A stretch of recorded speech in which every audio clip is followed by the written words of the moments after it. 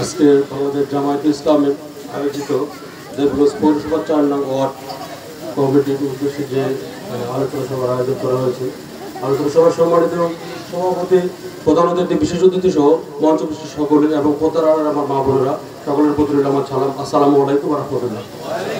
আপনারা জানেন আমি দীর্ঘদিন থেকে অন্য একজন রাজনৈতিক দলের সাথে যুক্ত ছিলাম, কিন্তু এই দলের সাথে আমি কাজ করার কিন্তু শান্তি পাইনি।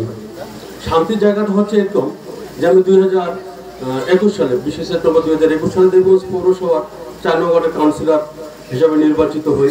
সেই নির্বাচনও আমার একটা প্রতিজ্ঞা ছিল যে আল্লাহ যদি আমাকে সঠিকভাবে কাজ করার সুযোগ দেন তাহলে আমি ঘুষ এবং দুর্নীতির বাইরে থাকি। সেই জায়গা থেকে আমি যখন বাংলাদেশ জাতীয়তাবাদী দলের সাথে যুক্ত ছিলাম, 5 তারিখের পর থেকে আমার বিভাগের মধ্যে একটা জিনিস নাড়া দেয়, বিভিন্ন কর্মকাণ্ডের সাথে আমাদের নেতাকর্মীরা যুক্ত ছিলেন। সেখানে আমি কাজ করতে গিয়ে অনেক সময় আমার এলাকাবাসীর বা ন্যায়ের পক্ষে যারা ছিল তাদেরকে আমি সাপোর্ট দিতে পারি নাই, বা সঠিক পথে তাদেরকে আমি সঠিক পরিশ্রম পাইয়ে দেওয়ার সুযোগ করে দিতে পারি নাই। এটা হয়তো বা জানি না, হয়তো আমার চলার ব্যর্থতা ছিল, না আমার উচ্চতম যারা রাজনীতিবিদ ছিল তাদের ব্যর্থতা ছিল, জানি না।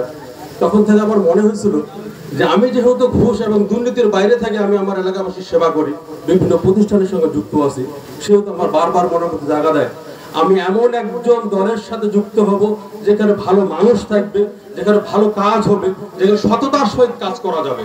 আমি তখন থেকে নিয়োগ করেছিলাম যে আমার বাবা মারা গেছেন 31শে ডিসেম্বর 2020-এ। আমার বাবার কিছু নির্দেশ ছিল যে বাবা তুমি পারলে মানুষের উপকার করিও, এমন করে কাজে তুমি যাবা না যেখানে গেলে মানুষের ক্ষতি হবে। সেই জায়গা থেকে আমি চিন্তা ভাবনা করেছি যে যদি কোনোদিন সুযোগ হয়, আমাকে যদি বাংলাদেশ জামায়াতে ইসলাম আমাকে চায় এবং আমাকে যদি তারা সদস্য করে নেয়, আমি মন থেকে সেদিন তাদের কাছে আমি চলে যাব। এবং আজকে সেদিনটা হয়তো আল্লাহ তাআলার অশেষ রহমতে আপনাদের মেহরবানি, আপনাদের দোয়া হয়েছে।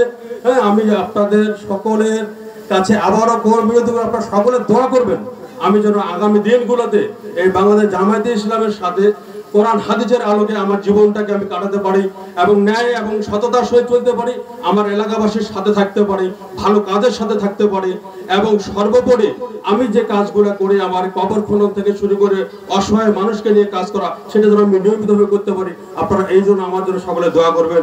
এই আলোচনা করে শেষ করছি। আসসালামু আলাইকুম ওয়া রাহমাতুল্লাহ।